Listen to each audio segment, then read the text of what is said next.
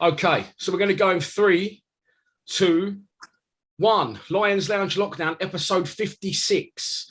We're going back to the 90s. Phil Barber. Phil, thanks for joining us, mate. No problem, mate. Nice to meet you. Finally tracked you down. Not on social media, as we just discussed. No, I don't do social media. I don't. It's too difficult. I want to keep myself low to the ground. Move in the shadows, mate. What a good friend always told me. Move in the shadows. Exactly, yeah. Exactly. Talking about moving in the shadows, though, you made a very big move in 1991 because you left the neighbours just up the road, Crystal Palace, and you joined Millwall Football Club. 4 years at the club, 110 games, 12 goals. How did that move to Millwall come about? It was a strange one, really. I was obviously at Palace playing. They were talking to me about a new contract, and then I got home from training one afternoon, and my house phone rang because you didn't have mobiles then. And it's Steve Coppell saying that Millwall wanted to sign you, and it virtually happened within 5 hours, I think, of me going down. Met my agent in the Black Prince Hotel down the A2. Bexley Village, Village. And then drove down to New Alton, and it was all done and dusted, all by the medical, within about 3 or 4 hours. Yeah, you come through the non-league into Palace. You played a lot of games for Palace as well, over 200 appearances, a few goals as well. So you already had a great career by the time you come to Millwall. Was it Bruce Rioch signed you? Would have been Bruce, wouldn't it? Yeah, unfortunately, yeah. I was going to leave that question as a clean slate because, as I said before we've been on air, it's all positive, this podcast. But everyone that's come on has said, oh, Bruce Rioch, what a wanker. Yeah. He was different. I never knew. I don't know. He's probably listened to it. I never know how he got the Arsenal job. To be honest, after he left, he got set by us, and I don't know how he got the Arsenal. Yeah, he was okay, but I don't know. He was like, I think he had an army background and a bit sergeant majorish for everything he'd done, and just didn't like him. I've had a good career. And I've only fallen out with 2 managers in my life, and they're both Scottish, him and Joe Jordan. So me and the Scots I don't like anyway. So that was Bristol City thrown out there early. That's Bristol City when it Joe Jordan later on. Yeah. But he was that was the only reason I didn't like him. He was far too in front of his time. Like I used to play in the age where you play on a Tuesday night and then you go and play golf on a Wednesday. But he'd have you in for a warm down, all that sort of stuff, and he'd get you all together and have lasagna on a Friday because he was in Italy, wasn't he? So he learned all his trade in Italy. He tried to bring it over to England. But I say, as me as a player, from when I started, Wednesday was your day off. That was your golf day. So having to train on the Wednesday, I just didn't get my head around that. So, but never mind. Yeah, he was. We'll go back to your stuff in a minute. But I'm on the subject. Joe Jordan, wasn't he the one that got headbutted by Gattuso? I think so. Yeah. Why he was assistant to Harry Redknapp, I'm sure, at Spurs. Yeah. He was. Yeah, he was. I just probably me and the Scots. So that's probably why. Never go to Scotland much either. So that's off the holiday destinations for next year. So I'm going this year. Oh, nice. Going for the golf. Oh, fair enough. Open. So yeah, I can hide. Moving back to Bruce. So if you were saying he wasn't for you, why did you sign for Millwall at the time? Was there other interest? Do you want to know the true facts? Oh, absolutely. It's why we're here. For the money. Fair enough. Yeah, I wasn't playing much at Palace, and I was 25, 26, and they offered me more money. They were in division lower. I was playing in the Division 1. They offered me more money, and I thought I want to be playing. If someone offers me more money to be playing, that's the reason why.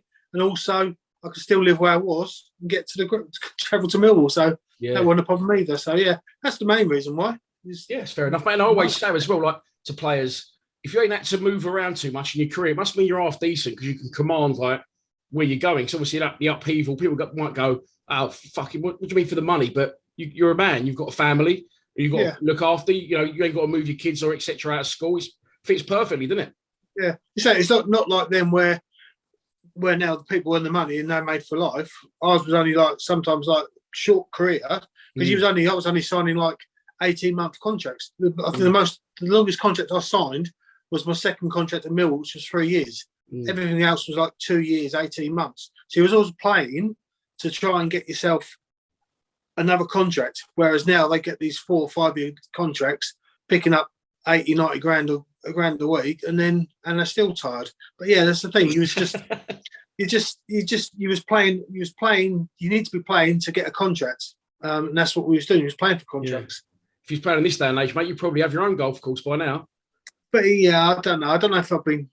I don't know. I was happy to. I say to everyone, they will say, "Oh, you know, all the money and that sort of stuff." I enjoyed playing because I enjoyed playing football, and it was like a job. And I didn't have lots of money, but we could do things. We could play the game. We could go into the players' bar after the game, have a pint with the supporters, have a chat. They'll give you a stick and whatever. And if you went out for a drink in the evening, and you bumped into again, they'd buy you a pint. That's the thing. There was. I enjoyed it more because of that sort of thing. Yeah, you could go and live a life. You're not under the public spotlight all the time. You could do anything you wanted and whatever. And if you want to go for a beer, no one take a photo of you and say, "Oh, you're Thursday night, you're going for a beer." Yeah. You just get on with it. So yeah. You said about your interactions there with Millwall fans. It's a question I was going to ask you, and nice that you've been honest. You said you want to know the truth. So yeah, it was a question I want to know as well. You signed for Millwall, obviously from Palace. Obviously, there's a rivalry. What was it like at first? Did you ever feel that you sort of shook that tag of Palace off, or not? I don't know. I don't think I'd ever would. But I know this is another story going along the way. I remember playing for Palace when I first moved down, and might have been 85, 86. And I think John Fashioner was playing for Millwall, and Mickey Joy was playing for us. And Mickey Joy chinned Fash and put him down, got sent off, and we was down to 10, and we won 2-1. I scored, and I went running to Palace game to the half away. That's where the Palace fans used to be, not knowing that for that game, the Millwall fans were in the half away. So as I've gone running towards them, about 50 or 60 people have come running over the top. So I've gone running the other way. So yeah, I don't know, yeah, it's just that's the thing. Yeah, it was always going to be hard because of the rivalry. Trying to win them over, trying to prove you were a good player. That was probably the hard part. But I don't know. There's been quite a few over the years now. There's been quite a few that have gone. Yeah, Ricky Newman, Bobby Bowery is the same trip. So Jamie Morley. Yeah, Pikey went that way to, of course, Andy Brooks. Yeah, to Palace. So there's more. It goes on more and more now. So I think there's 7 miles between the clubs, so not far in distance. But what's the difference between Palace and Millwall? Like, is it a lot different or similar? As in sort of support, just like the atmosphere, the fan base. I think probably now Palace is the better one because they've got all the ultras there. I haven't been to the Den, but in my day, it was totally different because going to the old Den, they were virtually on the pitch with you, so the atmosphere was much better. So for atmosphere wise, as a player, playing at the old Den was just, if you're playing well, the team was doing well, was brilliant. Yeah, we did have some good times, mate, at Den. But going back to the first season, not such a good time. I mean, personally, you did well. You played 26 games, scored 4 goals. Not bad at all. But it was the second season for Bruce Rioch, and in the first season, we lost out in the playoffs to Brighton. So I think this season, the level of expectation was there, but it just didn't really happen, did it? I think we come 15th that year. Yeah, I know. It was strange. I think I started off well because my first game at Newcastle, I scored twice. We started off well, and then we had a few bad results. And I don't know actually how many games he lasted, Bruce. Quite a few. Yeah, I played. I don't know how many played. I might have played 8 or 9, and then that's when he turned funny with me. And I started playing in reserves. And then really? He dropped me. It was good because the reserve team coach was Ian Evans, who I was at Palace with. So yeah, football's a funny thing. Football's mostly about confidence. If you're confident, then it shows in your game. And I think he drained all the confidence out of me. So it was quite nice to go back into that reserves with tact. He knew what I was doing and how I could play. And then I was playing 6 or 7 games, and all of a sudden he called me back into the first team out of the blue. Been nowhere near the first team squad. We went down to Bristol Rovers, and I played. I don't know why. I think it was long after that he got sacked. So that's where Mick took over. It sounds like like a bit of a strange one from the start, because you met him straight away, didn't really take to him, and mate, you are not alone in that. Believe me. Yeah. Because you come straight into the side. Your debut, I think, was. So I'm just going to check it. Your debut was Middlesbrough 1, the opening day of the season. Lost 1-0. And then you said you scored a couple. Next game, Sunderland at home, 1-4-1. You scored 2. 2, yeah. And then we played a few games after that, and we did my B. But he bought quite a few. He bought me in. He bought Mark Falco in. He bought quite a few experienced players in. And sometimes it takes quite a while for everything to knit, doesn't it? And it didn't knit. And yeah. But say you look at things he did bring. I'm sure he bought Coops. He did Colin Cooper. I thought he bought him. He did bring some good players in. Yeah, we had some good players. Paul Kirk, was that Ian Bogey? Yes, right. Yeah. So it's what was the fallout over? Do you remember why, or just got fun of you? I don't know. I think I found it difficult because I've been at Palace for 7 years, so they knew how I played and how I wanted to play and that sort of stuff. And then, obviously, when you take over, he wants to try to do different things. Maybe I wasn't good at doing the things he wanted me to do. But then I say once he went and it all changed with Mick, it was the following season was totally different. Yeah. I don't know if I can't put my finger on it.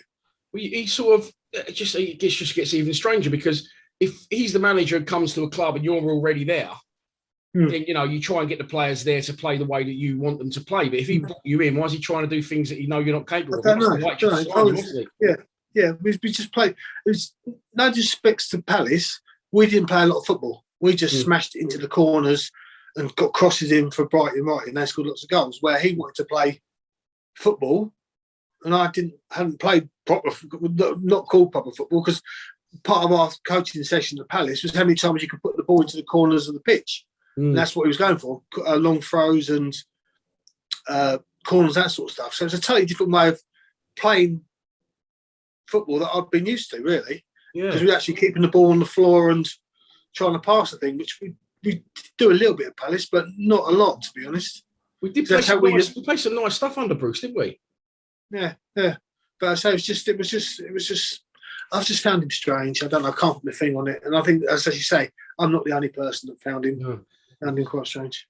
That's that one you've enlightened me there as well with Ian Evans, because obviously he's gone everywhere with Mick McCarthy, didn't he? I didn't realise that Mick probably then met him at Millwall, didn't he? Yeah, probably, yeah. Because I know Seth was at Palace and he went to manage Swansea, and I didn't even know he was there at Millwall when I started. And then he, obviously, when I first started training, then he turned up. So, and I say he knew how I played, and it was probably better when he took over with Mick, because he knew the way the game suited me, to be honest. It was funny because you just mentioned Mark Falco, and I've made notes, and I always ask a player about, maybe sort of random players, for like obscure players from your time at the club, and one of them was Mark Falco. I've got 3 names written down: Mark Falco, John Calhoun, and Chris Armstrong. I remember Armstrong a bit, but I say I was about 13 at this time. So John Calhoun, I think he was. I forgot about him. Yeah, he came from Hearts, didn't he? Yeah. Because I've been thinking, my brains were. Now I was thinking, remember Bruce Murray? Remember him? Yeah, Bruce. Yeah. Big American. And then Etienne Bavir came to me today for some reason. So yeah, it's just John Calhoun. Yeah, I even forgot about him. Etienne's been on the show. This is so random. Looked for him for years. Again, didn't have social media, and a Millwall fan that watches this channel was in a chiropractor or something like that in Amsterdam, and Etienne Bavir was sitting in there. So I've interviewed him, but he seemed to. I think Aidan Davison said that Etienne stayed with him for quite a while as well. Oh, okay, yeah. He stayed with you, did he? Yeah.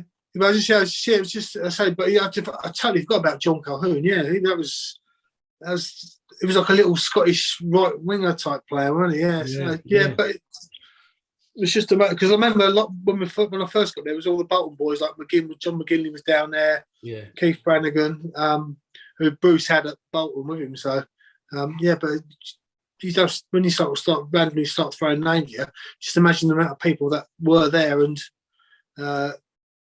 who you play with. Yeah, who you play with, yeah. Yeah. Right, what's this about Etienne? Etienne stayed with you? Me? Didn't stay with me. I thought you said Etienne stayed with you for a while. No.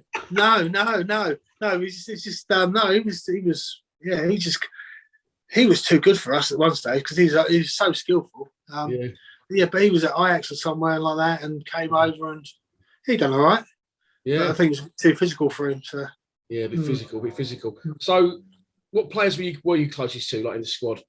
Friends? The old ones, like Dorsey. I still see Dorsey now and again. Well, we try and play golf once a month if we can, but I can't because his knees are shot and my hip's shot. So I saw him about 3 weeks ago. It's just the old boys like Rhino.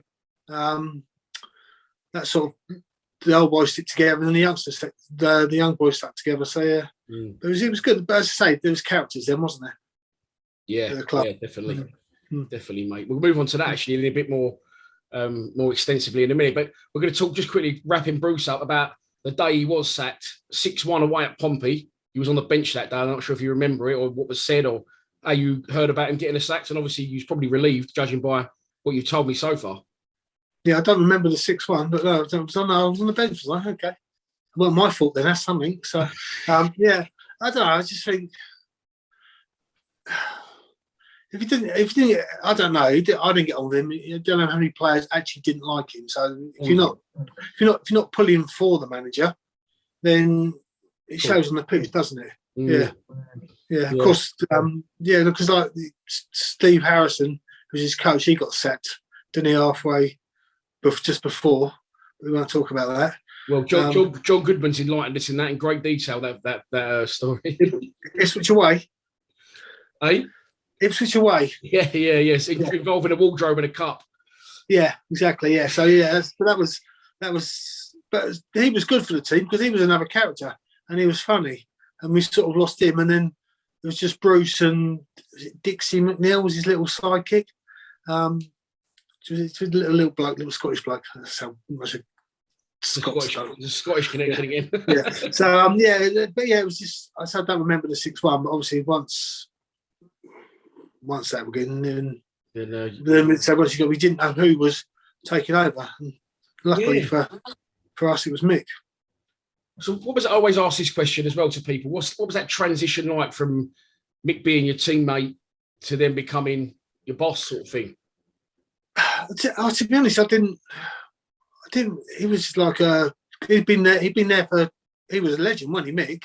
Where in Ireland and whatever. I didn't really not take to him, but I didn't really speak to him because I don't know why I didn't. But as soon as he sort of kept himself, not much, but he kept himself to himself.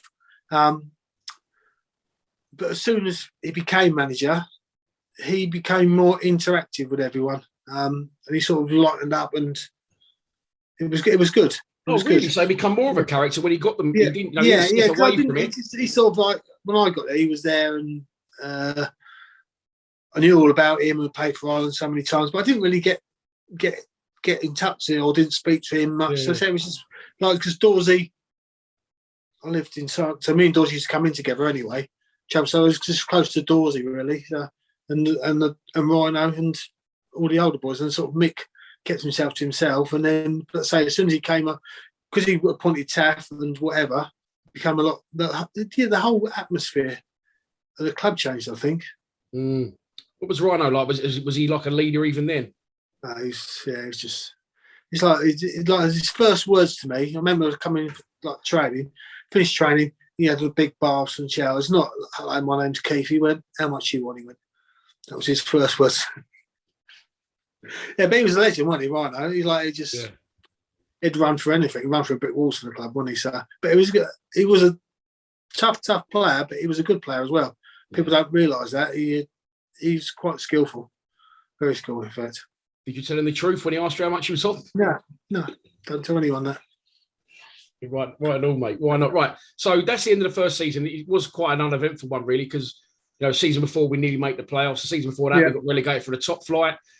And then the next season is a really good season under Mick. We limped towards a 15th place finish. Do you think just that summer together and got you going for the following season? And did you, was there any trips away, like he usually takes to Ireland, don't he, Mick? I think he used to take him to Ireland. Yeah, we used to go to Ireland. Yeah, we used to go to Dublin and have a few Guinnesses and play a few games, and that's about it, really. Enough said. Yeah, no, it's just I think that time there was quite a few young kids coming through as well, like Andy Roberts, Doles, Kenny Cunningham. So you mentioned John Goodman. It was just, and there was a good blend of experience and youth, and we all sort of got on well. And they say the football we played sometimes was unbelievable. Mate, we scored some serious goals that season. You got Morley and Goodman; they got 27 goals between them, and Malcolm Allen scored 12 as well in like the number 10. But Notts County 6-0, Brentford 6-1, Watford 5-2, Bristol City 4-1. And Peterborough 4-0. It was absolutely knocking teams over. It seemed like it was on television loads then as well. Yeah, we used to be Sunday Sunday afternoon. It was, yeah. I remember we put 6 past Brentford. That was on TV. I think we beat Brentford by 6. Yeah, I don't know why. We sort of played the system where we had 2 up front, and Malcolm Allen was just in that little hole. And we played me and probably Alex Ray, and then Ted Andy May was sort of like a diamond formation. And we just passed the ball for fun, and it was outstanding, some of the stuff we played. And for me, as a player, it was the best football I've played ever in my career, as in enjoyment-wise and anything, because it was passing and we were thrashing teams. So. Well, let me tell you, you played 51 games that season. You scored 8 goals. In total, there was 53 games. You only missed 2 games that whole season. One, you didn't play at all, and Paul Stevenson played instead. And another one, you didn't play. And a guy called Romain Sion played instead. It was the only game he ever played for Millwall. Judging by your face, you haven't got a clue who he is either. No. I checked it earlier on the Millwall stats. I have no idea who he is. But, yeah, it's like 51 games, 8 goals. That's good. And am I right in saying, forgive me if I'm not, because I was young at the time, but I remember you being more of an out-and-out, chalk on your boots, get down the touchline, crosses in winger. But Mick sort of changed that, and you sort of got brought in a bit as more of a left side of a diamond. Yeah, we played more of a diamond, and then we had Dorsey going on and Kenny Cunningham going on, but we didn't. We scored a few goals for crosses, but we was just more footballing, pass, and get a goal. Yeah, to say I enjoyed it totally, because it was totally different from what I've been used to doing. Yeah, and we was just playing with a freedom, and that's probably what, as you say, I played 51 games. That's probably why towards the end of the season we started to falter, because I would have thought probably most of the team played nearly all those games as well. Well, it was tough. Yeah, we did have a massive squad. Yeah, and I think that's probably why we faltered towards. We missed the playoffs. Did we make the playoffs? No, we finished 7. We just missed the playoffs. It's interesting fact, actually. You said to me, and you might not realise, I'm doing a bit of the psychotherapy. You said Bruce asked you to do things that you wasn't good at doing. You didn't like it, and then you just said that Mick showed you a totally different way to play, and you loved it. So that just shows the reflection of a good manager, and a good man manager can make you want to try these things. You know what I mean? Yeah, as you say, a lot with me, football's confidence. Like if someone puts an arm around you and gives you a cuddle or gives you a kiss, you feel like $1 million. If you've got someone badgering you all the time and going, do that, not doing it properly, doing that properly, then you don't want to. I can't be bothered. All like I went to a game. I went to my friend's daughter. I went to watch Chichester play Burgess Hill yesterday, I was just watching, and these coaches was absolutely battering this fullback. If that had been me, I was just saying, "God for you." It was absolutely like the bloke's like 50. He's probably never played the game in his life, and this kid's about 19 or 20, and he's trying to. But yeah, I say sometimes you need a cuddle. And people give them. That's how people react. Some people need a bollocking to get going. Yeah, I was a cuddler. I needed a cuddle sometimes. There's nothing wrong with that, mate. So we just mentioned there, we scored loads of goals. Morley and Goodman banging them in. With big score lines against Notts County. There's some games in there that really stick in my memory personally. Like the Notts County game, I used to stand on the halfway line at the Den, but my dad couldn't go that day. I don't know why. So my brother, who's quite a lot older than me, he took me, and in the morning he took me to Welling High Street, and I got my first pair of Puma Kings, and then went to the Notts County game. Stood behind a goal. So that always sticks in my mind, that game. And another one that always sticks in my mind, you haven't got social media, I put it on there yesterday, is the Newcastle game. They come to town and I've never seen so many people behind in one place, because the away fans, predominantly, as you said, it's a horrible place to go. So they don't really, a few of them, it wasn't always big in numbers, was it? So they'd be in the corner. But that day, there must have been 5,000-6,000 Geordies. The noise was unbelievable. I think they were flying high. I think Kevin Keegan was just taking them over and trying to get them back into the Prem. And you go down the wing, you score. I'll let you tell me the rest in a minute. And you run and slide right in front of where I was. I'd never, ever forget it. I was 13 years old. And everyone jumped on the fence. And I sort of jumped up on the fence in just hysteria. And I just felt a fucking get down from behind.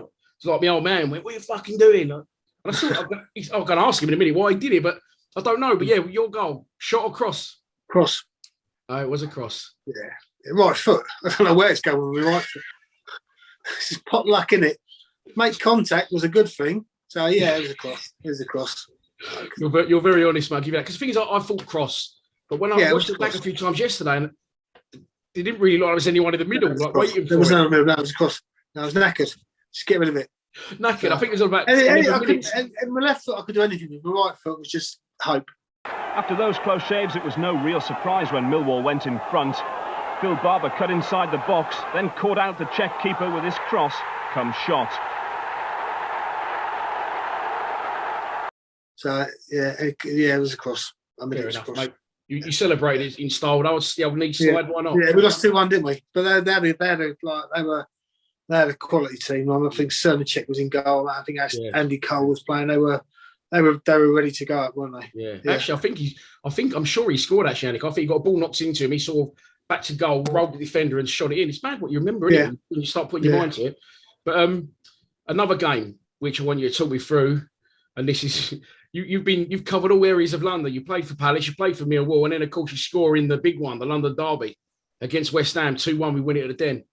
Yep. That was another Sunday game.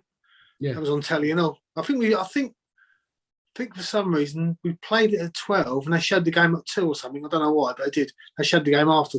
Yeah, it was just, I remember because they were a good team, like, because Clive Allen, they had a good team as well. Mark Robson, Kevin Keane, they were good, and we beat them 2-1, if that's right. Let me tell you, scored. We got a penalty. Yeah. Memory's quite good for that. And then they got a penalty. Or Clive Allen scored, I think, Mine was a little 8-yarder tap-in past Ludo McCloskey. Well, I knew the big geezer. Was it McCloskey? Ludo McCloskey or something. Yeah. 2-1. Good win. Yeah, I think Malcolm Allen has the original shot. Keep the saves, it comes out of you, and you slot it into the Coldborough lane. Losing it to Jamie Morley. Got Byrne up alongside him, Barber and Malcolm Allen just behind him. It might come for Malcolm Allen. What dare it come for Barber? It's 2-0.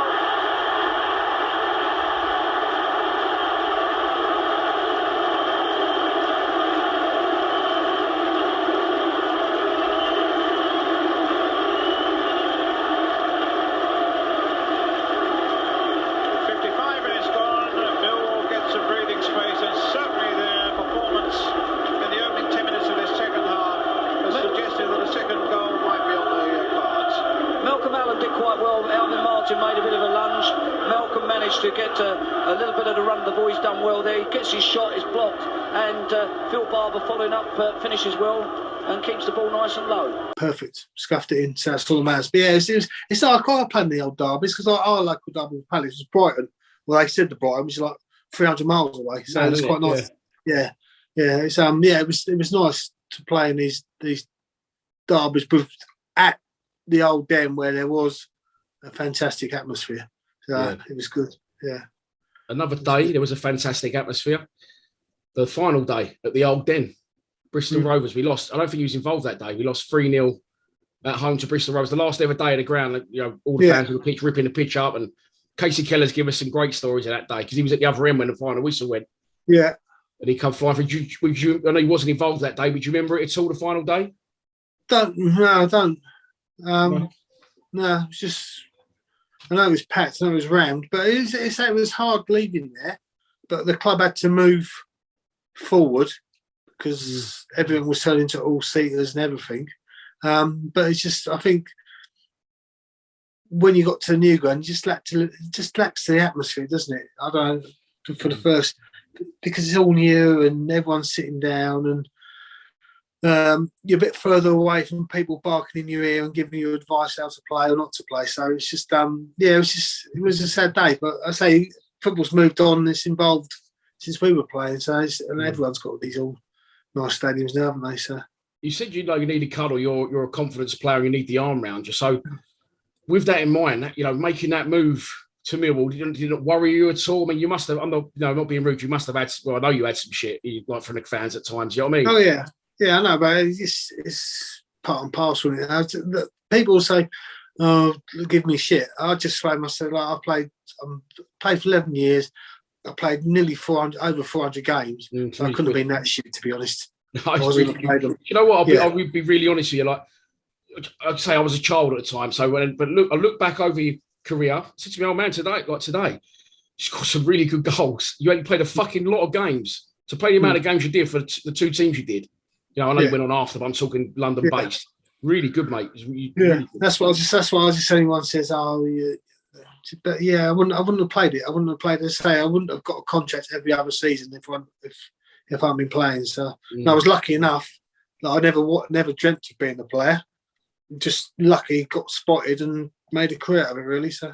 Yeah, you come out of the non-league, didn't you? So you didn't do like an old school YTS or anything like that. No, nothing. I was just playing. We played 2 cup ties. I was playing for Aylesbury, and we played 2 FA Cup ties, one in Barking and one in Bromley, and they had Palace scouts there, and they were just struggling for centre forwards, which I was. To be honest, I didn't even think I was that. I didn't. And people say I was always subbing. Well, we was playing on one below the covers. I don't even think I was that good, to be honest. So it all happened as a bit of a. I got to training one day at Aylesbury on a Thursday night, and one of the players knew a scout, and he went, "Palace going to come and sign you on Tuesday," and that was it. Following Tuesday, sorry, mate, how old was you at this point? 18. Oh, 18. So you was out of school, you was working. What were you doing for a job? Stuff like that? At college. I was at college. I was doing a PE course at college. I was getting £4 a week at Aylesbury, and this bloke. So when I told my dad, and he said, "Don't sign a contract." This is on a Tuesday. Went back training on a Thursday at Aylesbury. They offered me £8, so I signed the contract. And my dad went mad, but it wouldn't have mattered. I was getting £4 a week, so I got £8 a week. And then the following Tuesday, Rod Nudge turns up after training, sat in his office, sorted out a deal, and I'd signed. And that was it. £12 a week. £12 a week now. But that's what's funny about football these days. I then had 4 months of my college left to do. So I was training 2 nights a week at Aylesbury, and then playing for Palace in the Championship on a Saturday. Was you really? Yeah. That's mad, isn't it? You went straight into the first. You went straight into the first team at Palace, straight in the first team. I went up one Friday, and they said, "You're playing," and that was it. I played on the Saturday, and I was training Tuesday and Thursdays non-league, and then playing again on Saturday in the Championship. Wouldn't happen these days. It's mad. It's mad because when you said I didn't think I was that good, maybe I was that good. It's funny. I always speak to Tony Warner about this. He played for me like later on, and when I was a kid, we was a really good side, and we was like the best team in the country, and the pressure we all felt from the parents and going to pro clubs and stuff like that. Whereas Tony Warner just seemed to sort of breeze into it. Maybe you say you didn't think you was that good, just going to college, and all of a sudden you're in. Maybe that can be the approach, the more chilled, laid back one.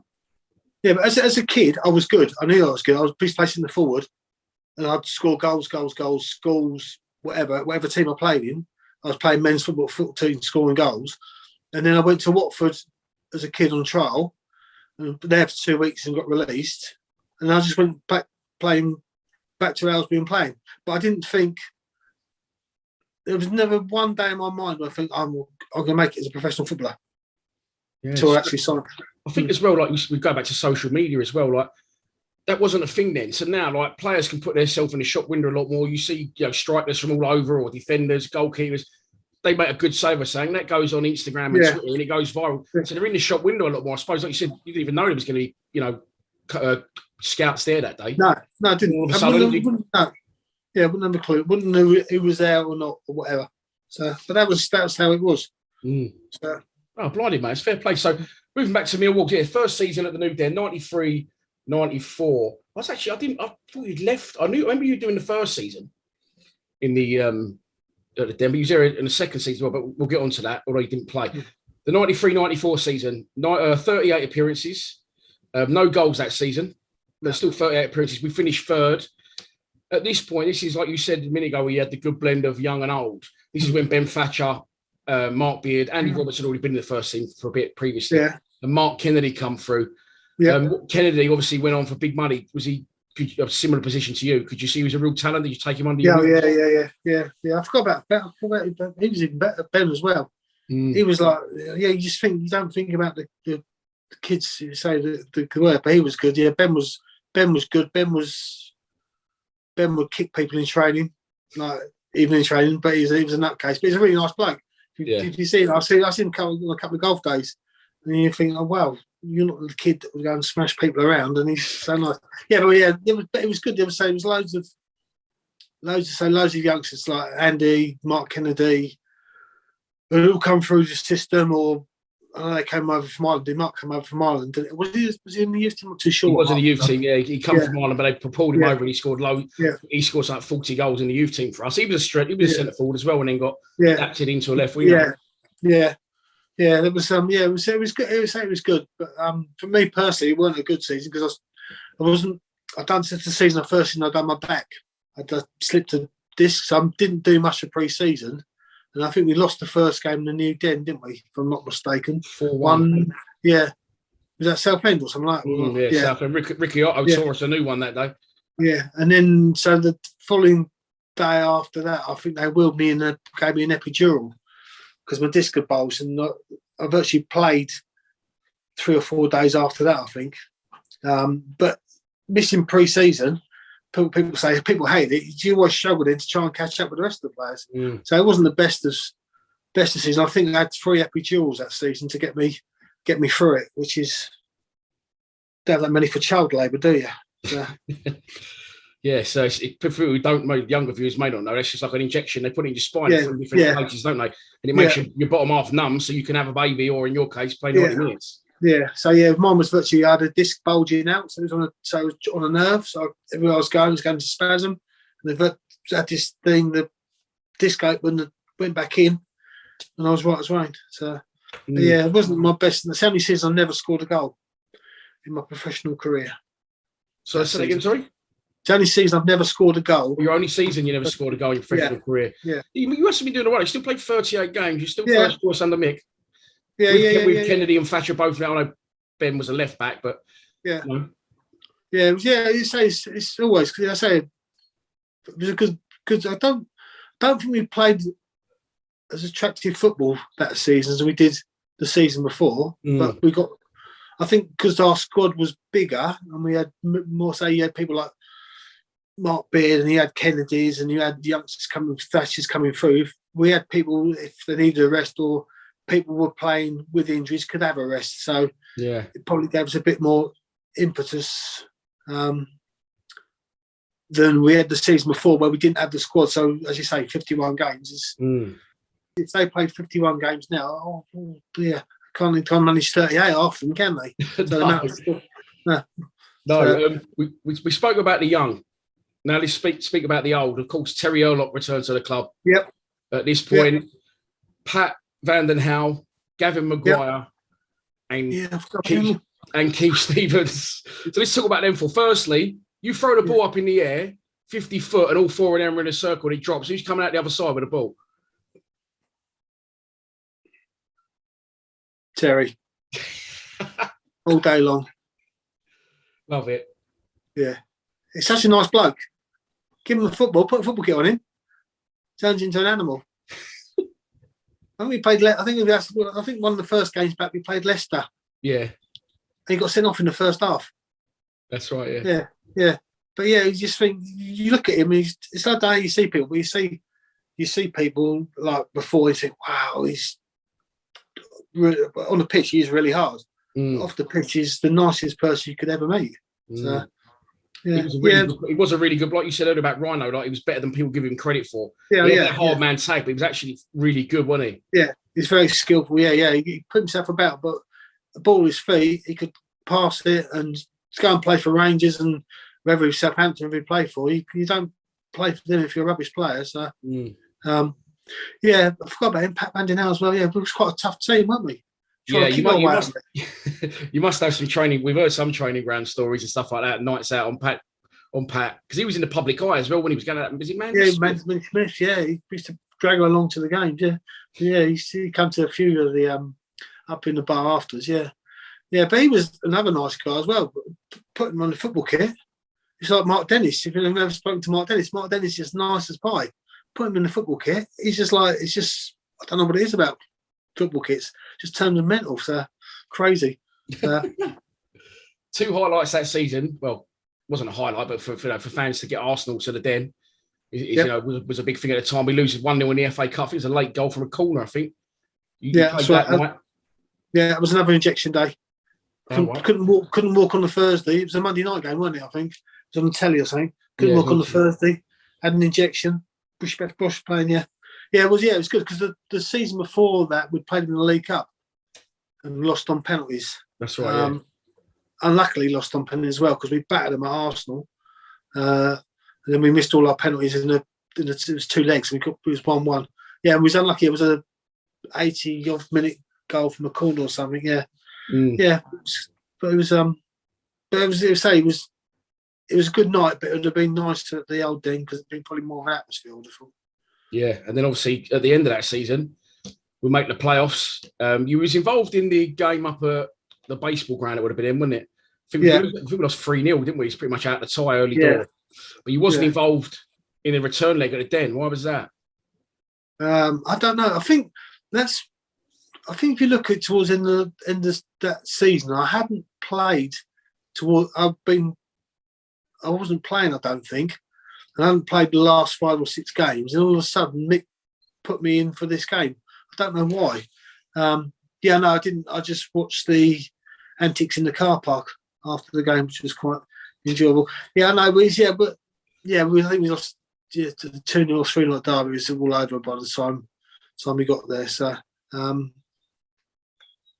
because it's a shame because we could have got there, I think. But I say it's just it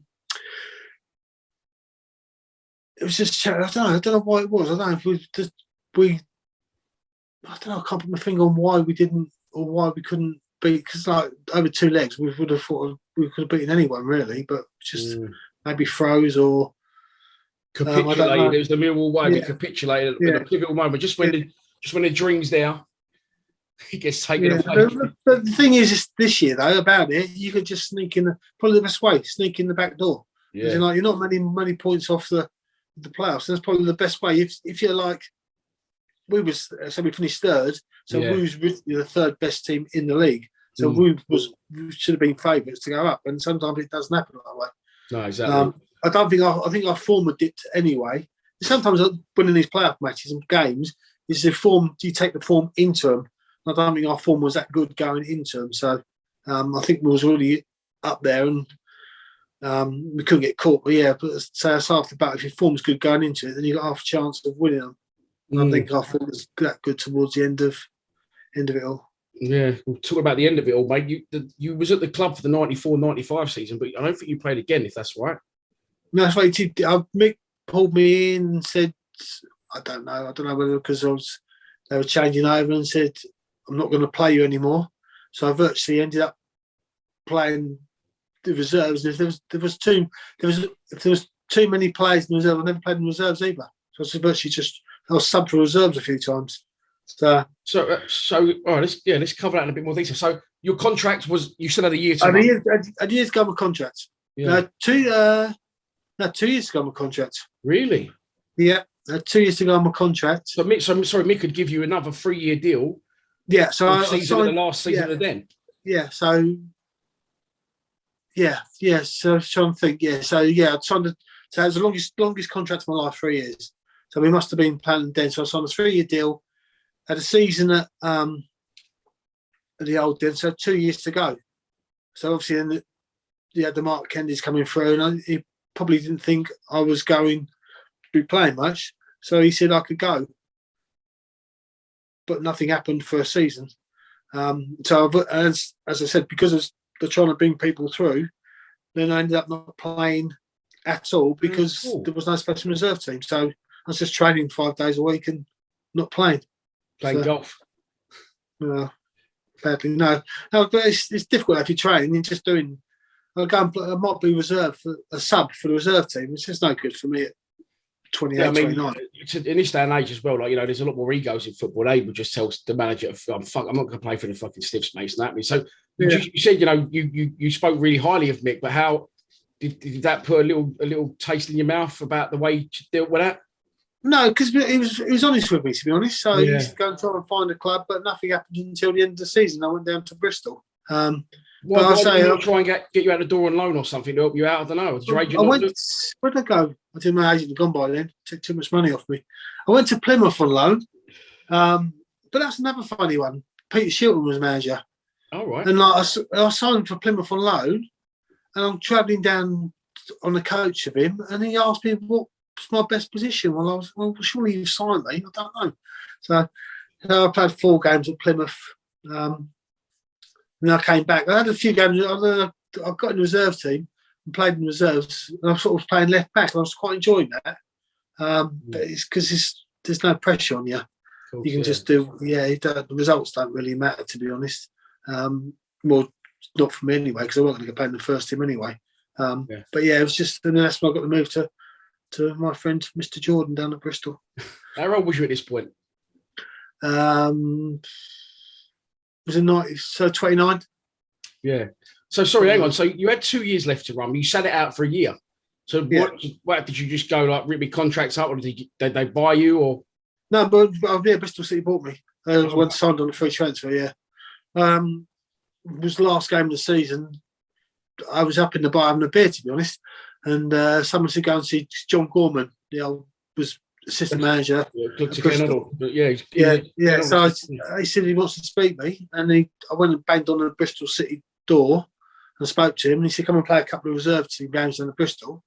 So I played a couple of reserve team games out, and then they said, we're going to sign you, gave me a 2-year contract. Oh, so. Right. Bristol City were playing against Millwall then? Yeah, it was the last game of the season, yeah. I got a message, I think it was Alan McCleary told me, because he went down there about 2 months after me, or a month after me, went the same year back I did. And he said, John Gorman wants to speak to you. And that's it. I played 2 reserve games and got a 2-year contract down there. Lasted 6 months. Oh, what? Lasted the season. So. What are you up to these days, mate?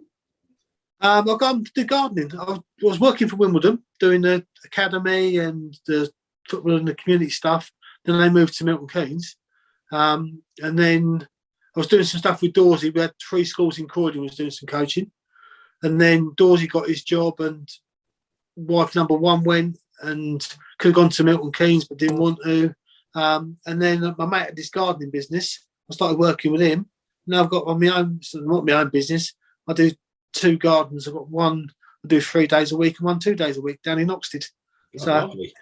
Yeah, so it's quite nice because I've got 45 hours for 7-8 months of the year. So I do like the summers, like long days, then the winter I'm down to 24 hours. So I can do it in 3 days if I want to. So it's quite nice. Yeah. So I'm doing that until the other hip goes, and then that's it. Retirement. Find myself something nicer to do. So, but yeah, it's just I'm 57 this year. Don't realise how the years catch up with you, and you think, well, 3 years time I'm going to be 60. It's amazing. You're not just saying you don't look 57. No, because I'm 56 really. But it's just a healthy life. It's just you don't really think. You don't realise how much life catches up with you. You get up in the morning and you think, oh, bloody hell, I'm a bit stiff. And you're stiff in the places where you shouldn't be stiff, right? When it doesn't get stiff, you'll say. And not stiff in the places you should be. Yeah, that's the one. Yeah, that's what I'm saying. But so I'm just doing that. I play golf every Sunday, and that's it really. So that's my little activity. If you I always ask these questions at the end, if you could pick a standout memory of your time at the club, what would it be? I've got to say, beating Palace 3-0 on New Year's Day or whatever it was. Hey, here he is. I'll say that to cheer everyone up. So yeah, beating them 3-0. That's the only time. That's the only time I ever played against them. I think it was a Boxing Day, New Year's Day or something. we beat them 3-0. Yeah, we did, yeah. Ian Verveer scored that overhead kick off the bar. Yeah. So, but just think about all the players there. Like Dave Mitchell was there as well. I don't remember him, the big centre forward, the Aussie centre forward.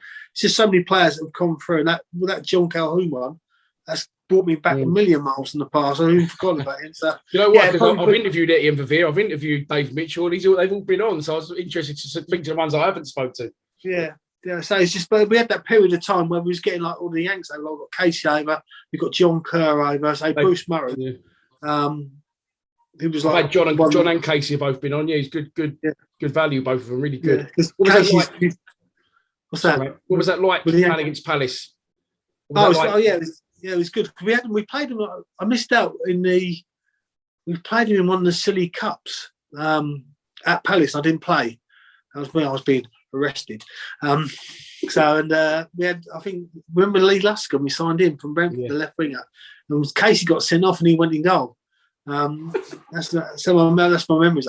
But just because they were giving me stick and all the Palace fans behind the goal to give it the old 3-0. We had a corner and I didn't like that. So, but yeah, it was just nice to play there. So the only once I played against them and we beat them. So that was a good thing. That's probably one of the only times I didn't do many tackles. I could make a 50-50 and 80-20 in someone else's favour. But I remember carting out John Solarco. He went past me and I carted him out. So that's one of my memories of the game as well. So yeah, you can write my booking record on a piece of toilet paper anyway. So yeah. Brilliant, mate. And finally, if you could go out tomorrow and meet up with 3-year-old teammates at Millwall, possibly for a game of golf, which 3 you're taking? I'm guessing Dawsey's on the list. Yeah, because I can beat him, so I know that. He's definitely on the list. I'd like to see Kenny Cunningham again because he was a good crack. Yeah. And who else shall I take with me? Probably Jamie Morley, because I grew up with Jamie. Because Jamie was a kid down the middle with me, so I grew up with Jamie. And he was always one good for a story as well. So have you done interview Jamie? Yeah, and Kenny, Yeah. So yeah, Kenny was just like receiving hair. Yeah, he's gone now, mate. Yeah, he's going. We had to play that in a 2-parter, mate. It lasted about 3 hours, and another hour and a half once I finished filming with him. What a guy! I loved it. What's he doing now? I think he's just counting his money. I think really. Is it? Okay. Got all right at the game, didn't he? Yeah. Because I know he's doing a bit in the TVO in Ireland or something. So. That's right. Yeah, that's right. Good. Perfect. Yeah. So I say for me it was lucky because we had memories and we could go out for beers and we could do stuff and there's things we could do in training and whatever and stories and whatever that you can't do now and you can't take it away really. So as I say, it was the right time to be playing because you could enjoy it. I don't think you can enjoy it too much now. So spot on, mate. Well, listen, it's been an absolute pleasure having you on. Finally tracked you down. Really appreciate your time, mate. Thank you. Okay. I'll go back into hiding now, can I, for the next 10 years? Yeah, I'll see you. I'll call you in 10 years, mate. Yeah, see how that it gets on. Yeah, we'll see. No problems. Cheers, mate. Thank you. Thanks, mate. See you, mate. Bye.